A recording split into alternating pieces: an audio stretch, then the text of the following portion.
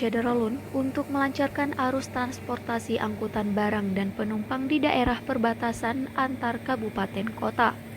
Pemerintah Aceh sejak tahun 2021 hingga tahun 2022 telah memprogramkan peningkatan badan jalan dengan cara melebarkan jalan 4 meter menjadi 6 meter.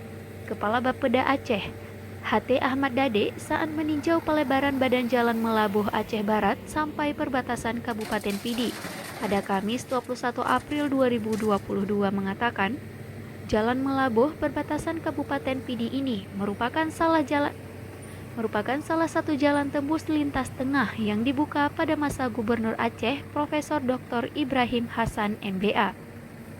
Ide pembukaan jalan tembus Melabuh Aceh Barat Gempang Pidi ini sebagai jalan alternatif seandainya ruas jalan Lamno Banda Aceh, Kuluparo, Aceh Jaya Aceh Besar mengalami gangguan.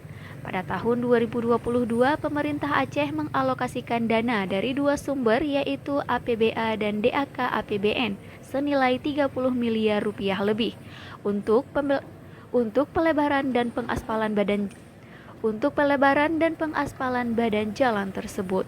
Dari Aceh Barat, Herianto, Serambi On TV.